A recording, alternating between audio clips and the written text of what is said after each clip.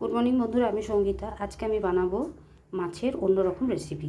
মাছ তো অনেক রকমভাবে খেয়েছো, আর একঘেয়েমি খেয়ে খেয়ে মানুষের ভালোও লাগছে না, তাই আজ আমি অন্যরকমভাবে মাছটা বানাবো। দেখো, মাছটাকে আমি ছোটো ছোটো টুকরো করে নিয়েছি, আর এদিকে আমি আদা রসুন পেস্ট করে নিয়েছি, নুন, হলুদ, কাঁচা শুকনো লঙ্কার গুঁড়ো, জিরে ধনে, কাশ্মীরি লঙ্কার গুঁড়ো, আর কাঁচা লঙ্কা, আর পেঁয়াজ কেটে নিয়েছি। এখানে টমেটো, এখানে নিয়ে নিয়েছি কর্নফ্লাওয়ার না থাকলে তোমরা ময়দাও নিয়ে নিতে পারো। এদিকে নিয়ে নিয়েছি ভিনিগার আর সোয়া সস।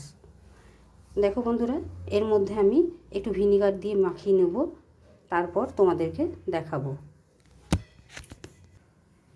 দেখো বন্ধুরা, আমি 1 ঢাকা মতন ভিনিগার দিয়ে দিচ্ছি মাছটার মধ্যে, দিয়ে আমি ভালো করে একটু মেখে নেব। এইভাবে কিছুক্ষণ মেখে রেখে দিই, তারপর মাছটাকে আমি ভালো করে ধুয়ে নেব। দেখো বন্ধুরা, মাছটাকে ভালো করে ধুয়ে নিলাম। ভিনিগারটা দেওয়ার কারণ হলো মাছটা নরম থাকবে আর আঁশটানি গন্ধটাও চলে যাবে। এবার আমি দিয়ে দিলাম সামান্য পরিমাণে সোয়া সস, দিয়ে দেবো আদা রসুন পেস্ট, দিয়ে দিলাম সামান্য পরিমাণে নুন, লঙ্কার গুঁড়ো, একটু হলুদ, আর দিয়ে দেবো এখানে সামান্য পরিমাণে কোটিং করার জন্য কর্নফ্লাওয়ার, আর জিরে আর ধনের গুঁড়ো। এবার আমি ভালো করে মেখে নেব, আর দিয়ে দেবো 2টো ডিম। ডিম যেটুকু পরিমাণ লাগবে সেইটুকু দিয়ে দেবো এর মধ্যে। দেখো বন্ধুরা, আর 1টি ডিম আমি ফাটিয়ে নিলাম। এবার আমি এর মধ্যে কিছুটা ডিম দিয়ে দেবো, যতটুকু ধরো আমার তো অল্প মাছ, তাই আমি অল্প পরিমাণে দেবো, নইলে খুব পাতলা হয়ে যাবে।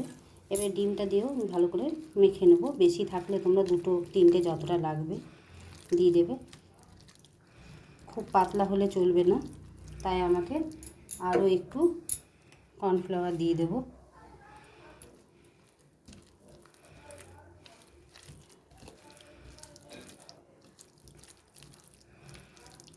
এভাবে আমি মেখে নিই। দেখো বন্ধুরা, কড়াইয়ের তেলটা গরম হয়ে গেছে। এবারে আমি মাছগুলোকে একটা একটা করে পকোড়ার মতন ছেড়ে যাব।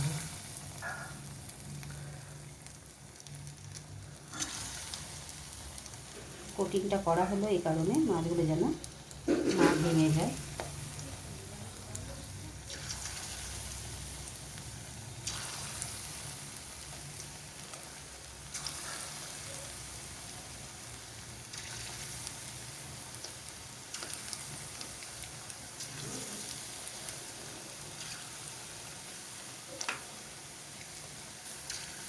এভাবে আমি উল্টে পাল্টে ভেজে নিয়ে তুলে নিই। দেখো বন্ধুরা, আমি হালকা হাতে আর গ্যাসটাকে খুব কম করে নিয়ে সিমে রেখে আমি ভেজে নিয়েছি। এবার আমি তুলে নেব। এইভাবে বাকি যেগুলো আছে সেগুলো আমি একইভাবে ভেজে নেব, তারপর তোমাদেরকে দেখাবো। দেখো বন্ধুরা, সমস্ত সব কিছু আমি ভেজে তুলে নিয়েছি। এবারে আমি ওই তেলের মধ্যেই দিয়ে দেবো কাঁচা লঙ্কা আর পেঁয়াজ কেটে রাখা যেটা ছিল সেটা।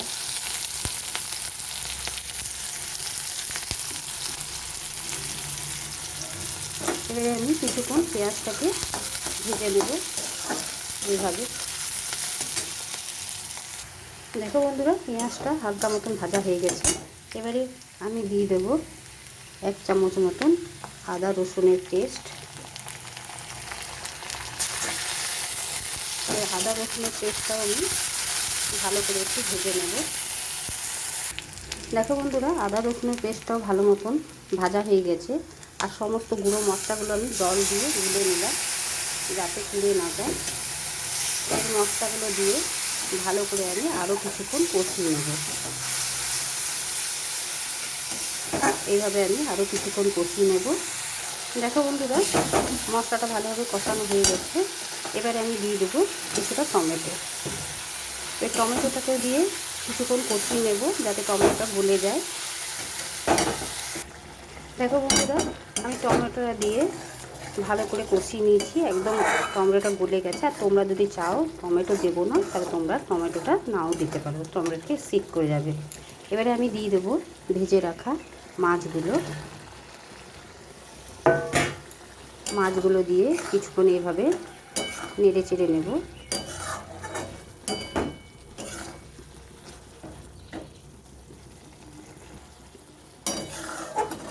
দেখো বন্ধুরা, মাছগুলো দিয়ে কিছুক্ষণ নেড়ে চেড়ে নিলাম।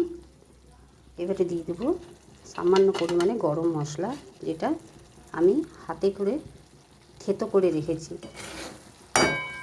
গুঁড়ো দিইনি, থেতো করে দিলাম। এরপর কিছুক্ষণ হয়ে যায়, তারপর নামিয়ে নেব। দেখো বন্ধুরা, আরেকবার দেখিয়ে দিলাম, গ্রেভিটা একদম শুকনো শুকনো হবে, ঝোল থাকবে না, তবে খেতে টেস্ট হবে। এইভাবে অতি অবশ্যই বাড়িতে বানিয়ে খেয়ে দেখবে।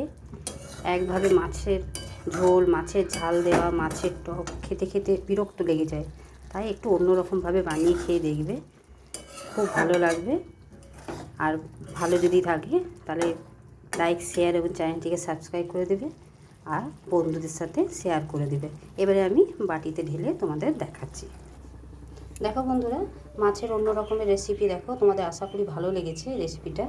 আর অন্য রকমের রেসিপিটা আমার বানানো হয়ে গেছে। আর রেসিপিটা যদি ভালো লেগে থাকে তা ভিডিওটাকে লাইক, শেয়ার এবং চ্যানেলটিকে সাবস্ক্রাইব করবে। আর অতি অবশ্যই আমাকে কমেন্ট বক্সে জানাবে।